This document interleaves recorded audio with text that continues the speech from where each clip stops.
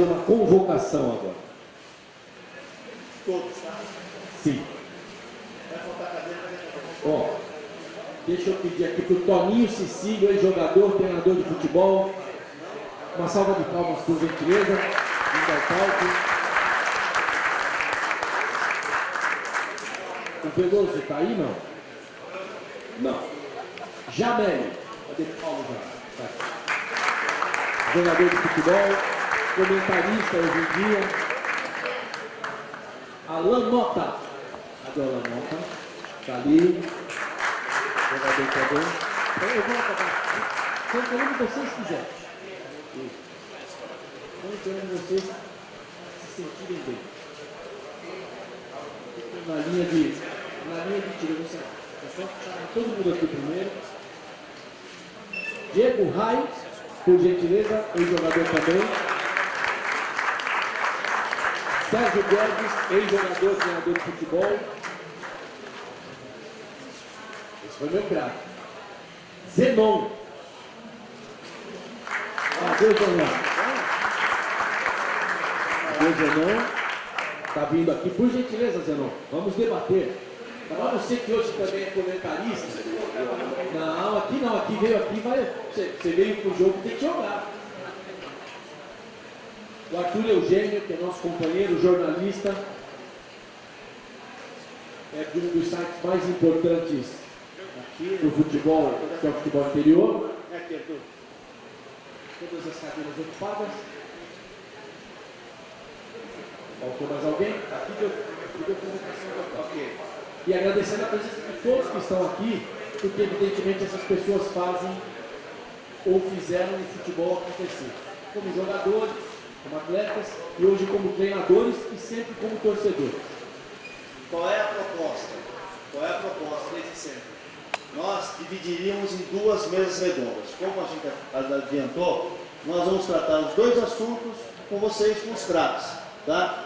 Vai falar um pouco da relação de trabalho atual, se precisa mudar, o que precisa mudar, e depois o calendário. Como é que a gente vê a questão do calendário que influencia tudo naquele impacto. Tá bom? Então, a relação de trabalho precisa mudar? Quem quer começar? Vamos lá. Sérgio Guedes. Oi, boa noite. Eu fui atleta durante 22 anos, jogando. Não é muito comum. Então a gente convive com uma realidade muito diferente do que é mostrado, né? Épocas diferentes, momentos diferentes. E eu sou meio conservador para certas situações. Eu entendo, e seria importante os meninos do Palmeiras estarem aí, porque aquilo que o Marco Aurélio passou no início, aquilo que ele tocou, na verdade soa muito longe de legislação. É uma realidade da qual pouco se vê.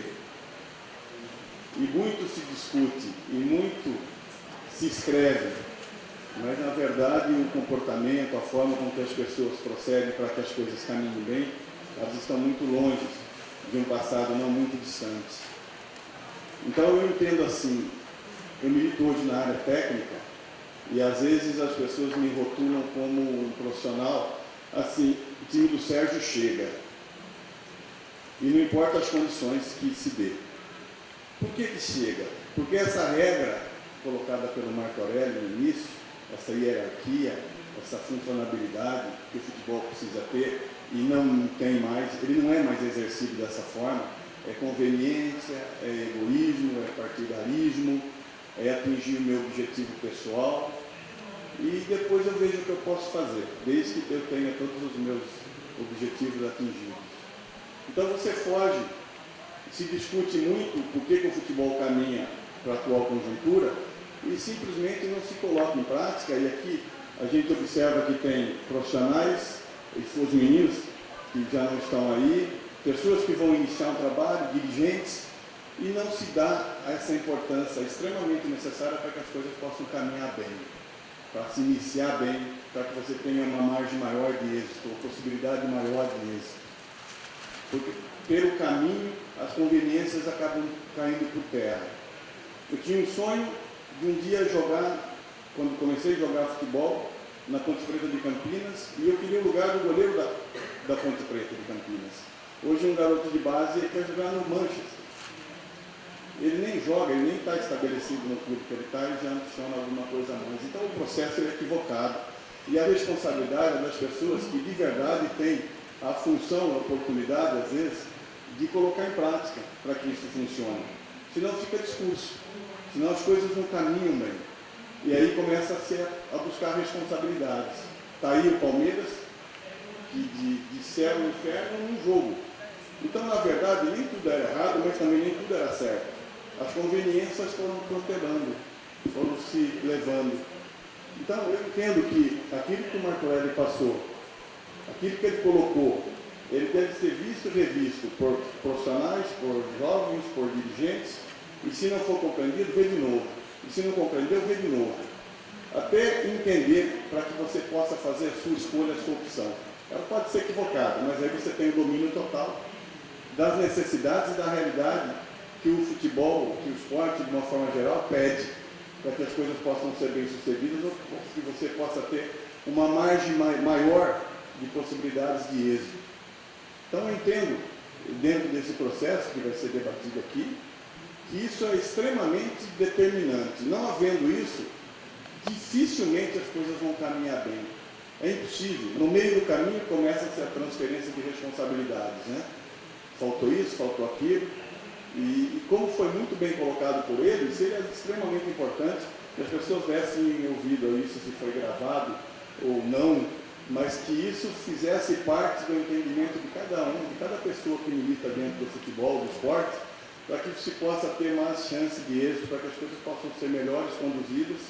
Então fica aqui inicialmente a minha participação de que esse tipo de reunião que se faça, essa troca de informação que se faça, se ela não for muito bem interpretada, para que a pessoa que esteja aí assistindo não tenha uma opinião formada e uma oportunidade de, em dado momento, fazer a sua escolha, outras vão surgir, outros momentos vão acontecer, e a gente não vai encontrar aquilo que mais se quer: qualidade, comprometimento, identidade, sonhos, desejos, no seu determinado momento, mesmo que o esporte hoje seja altamente mercantilista.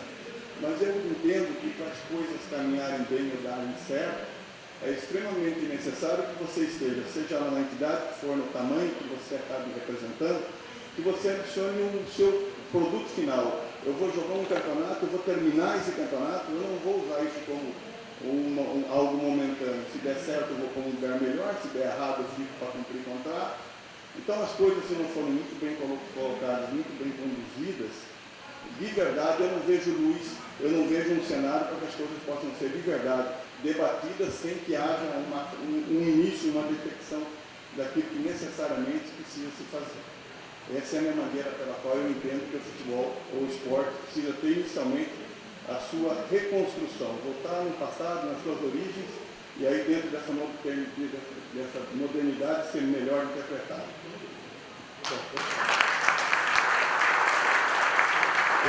Eu vou fazer assim, eu vou passar por todos vocês, então uma primeira observação, depois eu remeto a vocês todos. Quem quiser fazer pergunta, levanta a mão, eu levo o microfone, faz a pergunta, direciona para quem é, e aí a gente toca uma coisa que é o debate, que é legal. Eu vou começar agora, para seguir a lógica aqui, com o mais novo da turma, craque do meu time. Eu olhava esse cara assim, fazendo um jogo, ganhando um jogo. Era assim. Você sofria na mão dele. Você nunca fez um gol único? Ah, é? Tá vendo? E tem documento para mostrar. Tá bom. Oi, boa noite, gente. Esse é o Zenon. Boa noite. Eu sou Zenon, joguei futebol durante 20 anos, não joguei 22 que nem o Sérgio. Comecei em Santa Catarina com 17 anos e acabei no São Bento de Sorocaba. Uma trajetória de 20 anos, com muito sucesso, com a bênção de Deus, sendo blindado por Ele, sem contusão nenhuma. Então agradeço muito a Deus por esses 20 anos. E dentro desses 20 anos como atleta, eu me formei em 2 faculdades, Educação Física e Administração de Empresa. dizer que jogador não tem tempo para estudar, eu acho que é balela, porque tem sim. E eu era liberado, viu, Martorelli, para ir fazer prova na faculdade pelo Guarani, quando jogava pelo Guarani. Eu era liberado. E no dia de concentração eu ia nas aulas matinais, porque eu estudava à noite. Então, no dia do jogo, se o jogo fosse à noite, na parte da manhã, eu ia na faculdade. Então é isso. E depois veio a democracia corintiana, que não tinha concentração, que foi uma beleza, uma maravilha.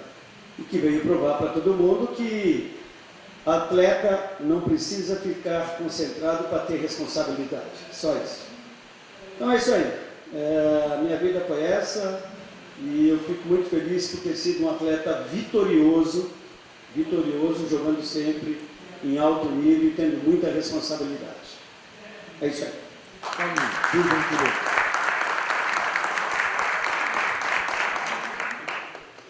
Muito boa noite a todos vocês, é um prazer estar aqui, muito obrigado pelo convite do Martorelli e estar ao lado de grandes colegas. Colocando o assunto, voltando ao assunto exatamente das relações dos jogadores com os clubes, alguns problemas atuais, eu vou tentar pegar um tema que acho que alguns de vocês aqui, nós do futebol com certeza já ouvimos.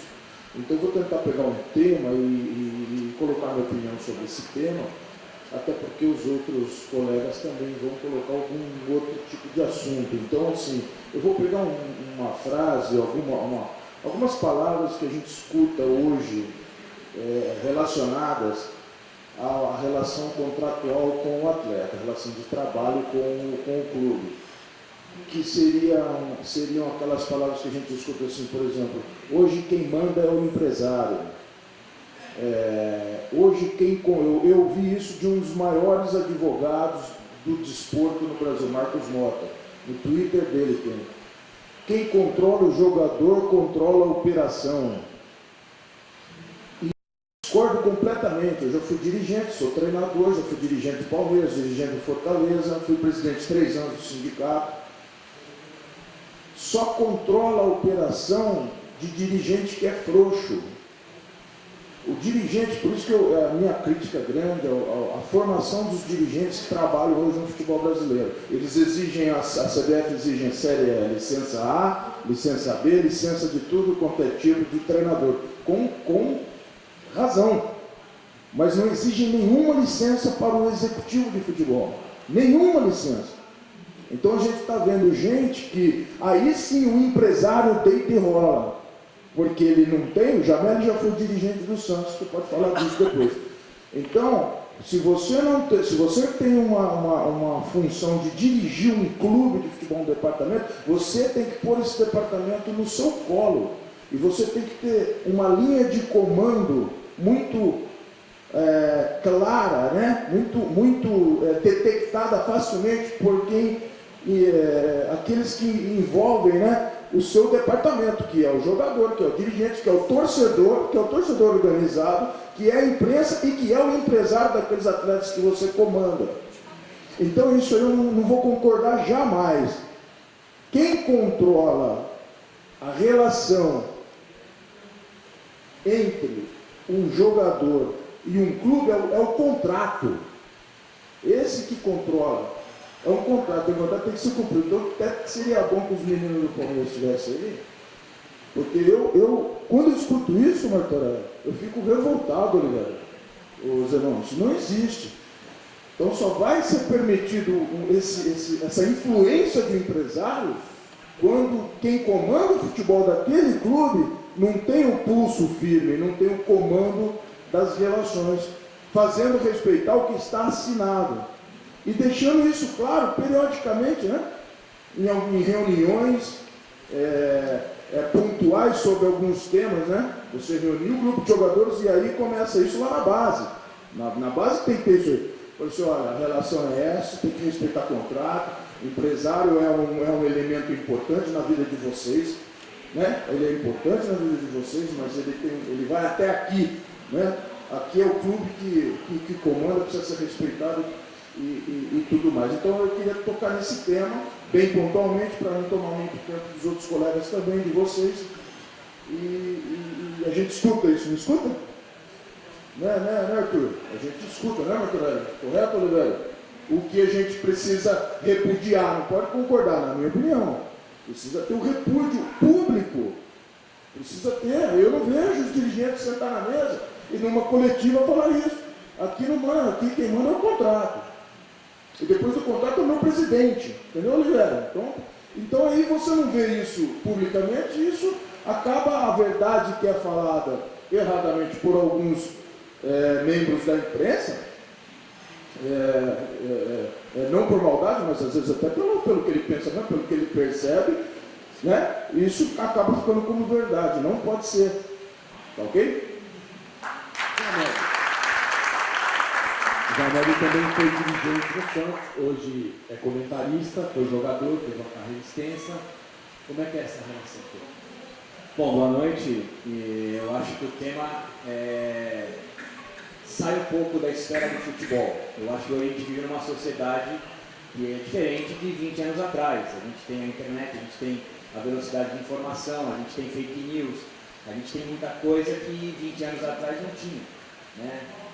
Então, o que eu entendo do futebol, o Toninho participou, eu tenho o privilégio de ter sentado em quase todos os lados da mesa do futebol, como ex-jogador, como dirigente, como comentarista.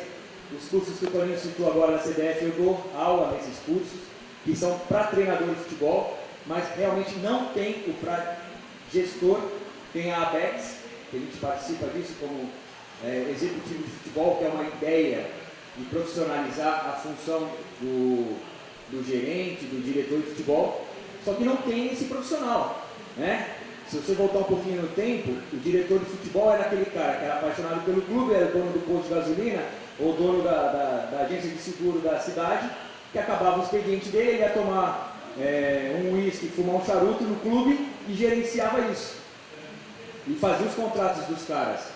Hoje já mudou, hoje é tudo profissional, o futebol é profissional, os valores que envolvem o futebol são valores gigantescos. A gente, a medicina esportiva, né, que o doutor deu uma palestra aí que esclarece muito sobre tudo, a relação entre o jogador e o empresário, cara, é uma figura no futebol que ele está presente. Não adianta a gente querer dar murro em ponta de faca e falar, esse cara não entra aqui. Não, esse cara tem que estar do nosso lado, tem que estar do lado do clube, tem que estar do lado do jogador, né? Eu também escuto muita vez falar, é o mal necessário. Não, cara, o cara não é o mal necessário. Ele está lá, é uma figura que você não consegue tirar. Mas como o Toninho falou, se você não estabelecer regras, e se você não tiver uma hierarquia, o clube vira uma bagunça. E daí sim você tem esse problema. Né? Como o Sérgio falou, pô, no meu time, cara, quando o cara chega lá, tem um contrato e tem regra. Se ele quiser vir, ele vai cumprir a regra. Por que o time dá certo? Porque tem regra.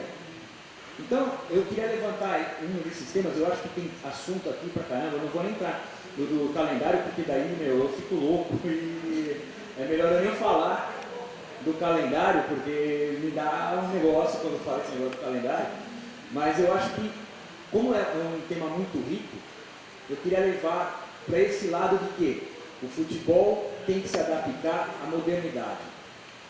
Tem que se adaptar à relação que a gente tem de trabalho fora do futebol, com CLT, agora tem reforma da Previdência, a gente trazer um pouquinho da sociedade. O futebol eu vejo como um reflexo da sociedade. Se você vê como que é o futebol na Suécia, você vai ver como que é a sociedade sueca. O futebol no Brasil é como é, por quê? Porque a nossa sociedade é assim, e não vai mudar.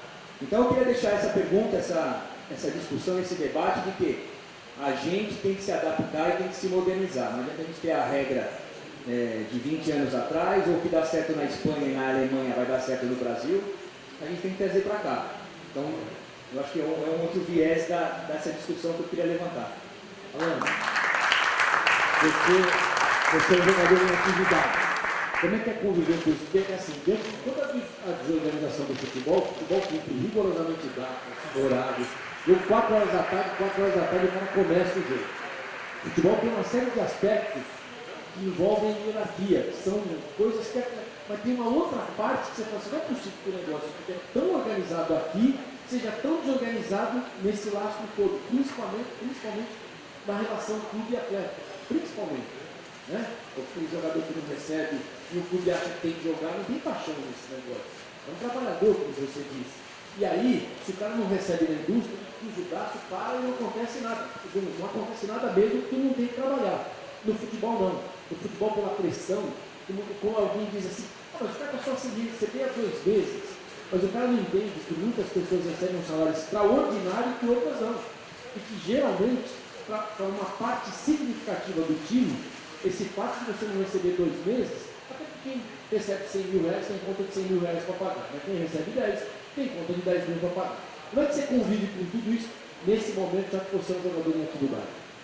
Primeiro, boa noite a todos. É um prazer estar aqui com vocês, com treinadores que eu tive o prazer de trabalhar e pessoas do futebol. E é muito difícil para a gente, até minha esposa está aqui comigo também. Viver do futebol, realmente, da realidade do futebol é muito duro. Eu amo o que eu faço, obviamente, cada um a sua profissão, tem um amor pela profissão, mas é uma dificuldade grande essa relação de clube e atleta, porque eu acho que os dois lados também não cumprem o que é estabelecido. O atleta também, a geração, eu comecei profissionalmente em 2006, 2007, e eu peguei o final de uma geração, talvez de vocês, que é completamente diferente do mundo que a gente vive hoje e a geração que se tem hoje.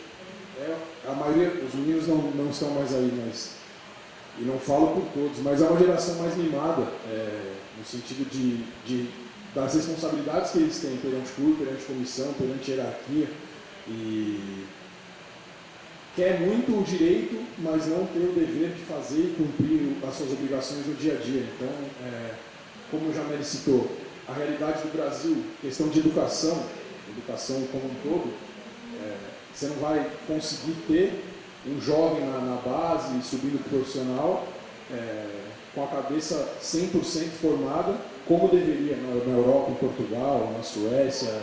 É completamente outra realidade.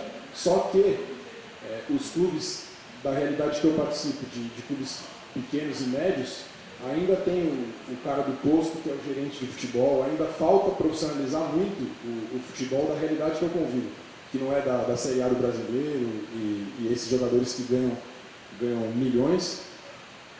Então, assim, ainda falta muita coisa para os clubes pequenos. É um absurdo o que a gente passa de não ter salário, de não ter condições básicas de poder exercer a profissão. Então, precisa muita coisa mudar. No ano eu passo em 3, 4 clubes pelo calendário e eu não tenho planejamento. Tem anos que eu jogo o estadual e no segundo semestre, se eu não tiver, eu até brinco com a minha esposa, quando a gente está ganhando, a gente tem que economizar, porque a gente pode não estar ganhando no segundo semestre e dali vai sair o resto do meu ano.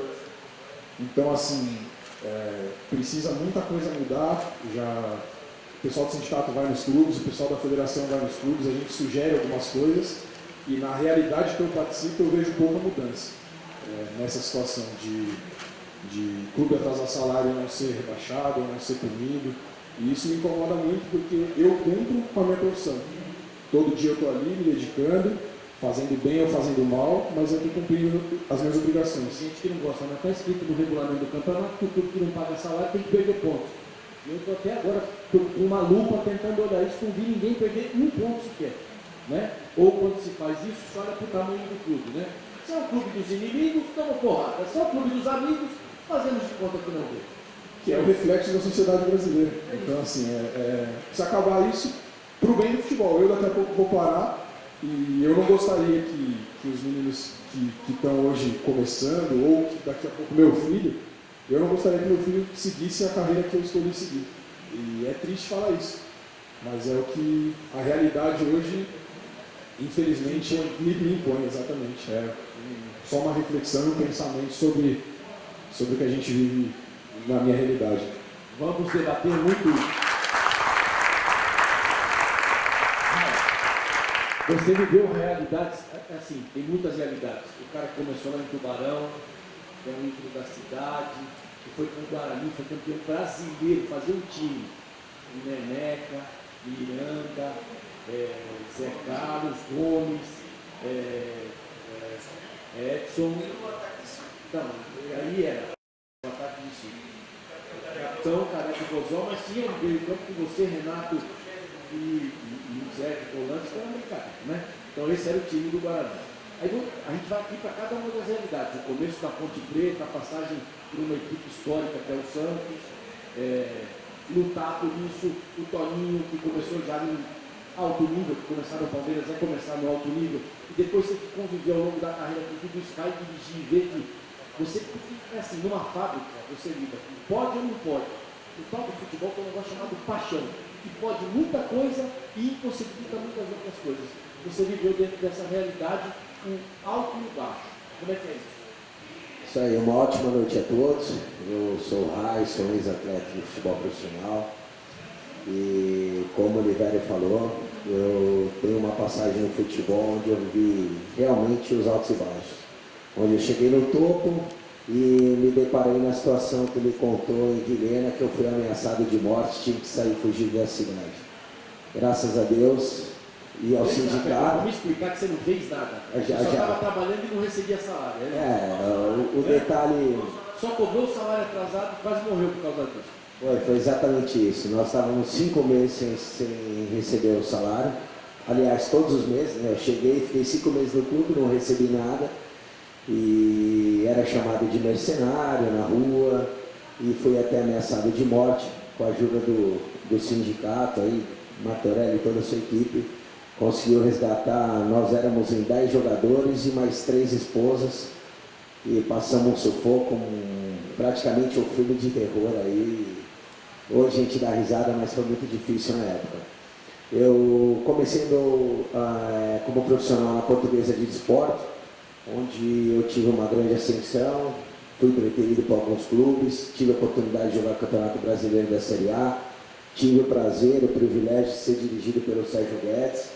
Sérgio Soares está ali também. Foram 2 caras que me ensinaram muito na bola, que eu respeito e admiro. E eu queria tocar num ponto que o Sérgio falou: a identidade do atleta, o respeito, a hierarquia. Por quê? Hoje, a maioria das pessoas que me conhece como Rai da Lusa.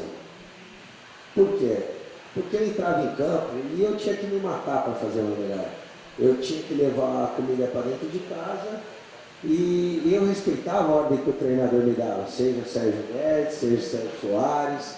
Eu tinha aquela coisa dentro de mim, que eu vim de uma escola onde eu aprendi a respeitar os mais velhos, onde aprendi a ouvir as pessoas mais experientes. E hoje eu vejo que o atleta não tem muito isso.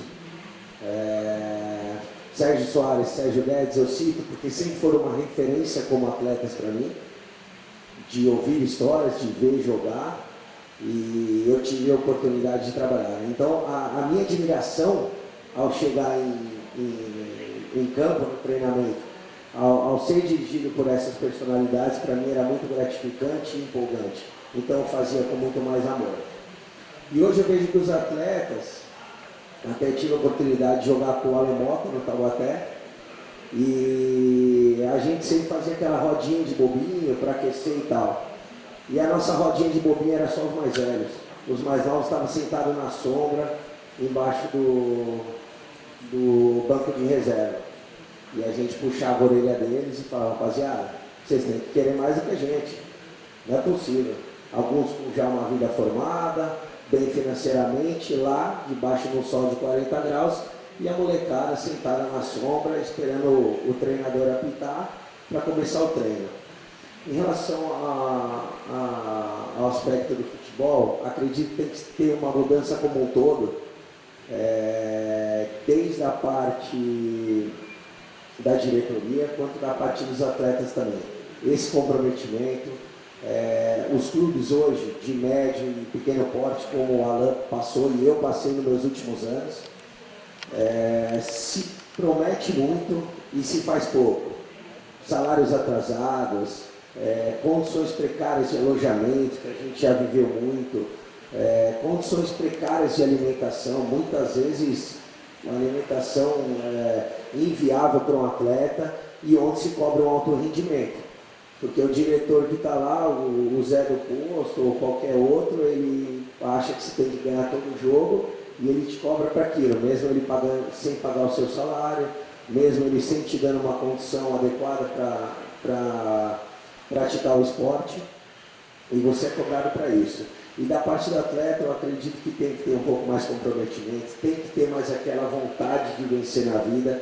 Hoje o atleta, como o Mota falou, é muito mimado, são muitas pessoas que cercam, tenho vários amigos que não fazem nada, que são jogadores famosos que não compram pão na padaria. Tudo bem, tem uma pessoa que trabalha para você, mas o atleta tem que ser mais ativo naquilo que ele faz, ele controlar o dinheiro que ele ganha, ele controlar a família de perto, porque ele tem muita coisa para fazer e acaba deixando tudo de lado. Eu acho que o atleta tem que tomar mais decisões, tem que ser mais incisivo até na questão de clubes, de não suportar situações como essa. Como o caso de Vilhena, nós éramos em 20 e poucos jogadores. Quando eu falei que eu era o capitão da equipe, que eu não ia jogar, 15 atletas se manifestaram e falaram, eu também não vou jogar, que era a final do campeonato. E aí, na hora que o presidente bateu a pré, ficaram 5 comigo. E todos os outros voltaram. Só que eles acharam que eu ia voltar para trás. E eu não voltei. E eu falei, eu não jogo mais, não tenho mais condição psicológica, financeira, emocional, não tenho mais jeito de jogar e eu estou fora. Sabe o que aconteceu, Oliveira? Dos 5 que ficaram, dos 15 que voltaram para lá, voltaram mais 7 me procurando de novo. Sabe o que o presidente ainda virou? Vocês são os lixos, eu não preciso de você. Eu preciso do Rai, preciso do Carlinhos, preciso do Jonatas, vocês são reserva. E aí voltaram com, desculpa o termo, rabinho no meio das pernas, pedindo minha ajuda. E mesmo assim, a equipe do sindicato não nos desamparou, em nenhum momento, prestou toda a assessoria jurídica, emocional, até porque eu cansei de falar essa semana aí com o Martorelli, 11h30, meia-noite, preocupado, sem dormir. E essa é um pouco da realidade que a gente vive em clubes de menores expressão. O que é importante é que a gente está vivendo aqui contando a realidade do futebol. De grandes clubes, de clubes médios, de clubes pequenos e de clubes que não deveriam nem existir. O Marcelo fala um negócio que eu acredito desde o começo. Que o clube deveria ter determinadas condições para disputar qualquer campeonato. Quer disputar um campeonato estadual, as condições são essas aqui, tem que cumprir. Não cumpridas, não pode disputar a competição. E aí estamos falando, não é só em salário, nós estamos falando em condições. O médico, o preparador físico, contratos regulares, né? Você não pode disputar a série Bzinha aqui, que é a 4ª divisão, e você não poder ter atletas porque eles foram 23 anos. Mas o que significa 23 anos se você tem pais de família que exercem a função de atleta de futebol profissional e não podem trabalhar porque alguém resolveu combinar entre 4 paredes que aquilo não, né? Contrariando o que é a lei, o que é a obrigação. Você, Arthur, é advogado, jornalista, tem o futebol interior que acaba vagando, né, andando por todas as divisões do estado, principalmente aqui em São Paulo. O que você pode contar de novidade de tudo isso que você viu ao longo desse período aí? São 20 anos? 20 anos do futebol interior. Boa noite a todos. Em primeiro lugar, que a realidade que o Alan e o Rai falaram para vocês é uma realidade muito forte no futebol. Hoje, os times pequenos e os times médios são infinitamente maiores em número do que os times da elite. E hoje essa realidade é grave. E é o que o Martorelli falou, que o Olivério trouxe a vocês. O futebol é profissional. O clube é profissional. Ele tem que ter requisito para ser profissional. Se é um clube só daquele momento, um clube sazonal, não é profissional, não pode ter. Outra coisa que eu também não aceito, e infelizmente começou por São Paulo, essa história do campeonato profissional sub alguma coisa. É profissional ou não é profissional? Se é profissional, o time da 4ª divisão de São Paulo pode ter jogadores atuando 19, 20 anos e pode ter um final de carreira de 39, 40. e não se limitar a uma faixa de idade. Isso eu sou contra e, de uma certa forma, inibe a atividade profissional do atleta. E o calendário, que vai ser um tema que nós vamos discutir depois, também é uma coisa que hoje, para o atleta profissional, ele é o mais afetado. Foi dado um exemplo na Portuguesa, que é um clube grande, mas temos clubes organizados em São Paulo, com um calendário menor ainda, um calendário de 3, 4 meses no limite. E se você pegar clubes de expressão até regional, também com calendário de 3, 4 meses apenas, no Brasil inteiro. A gente tem visto divisões inferiores, segunda divisão agora, que terminou no Mato Grosso, teve 40 dias, um campeonato inteiro de 40 dias, ou seja, teve equipe profissional que teve uma atividade inferior a 2 meses. Isso não é profissional. Então tem que ter uma exigência para o que é um clube de futebol profissional. Isso eu acho imperioso acontecer.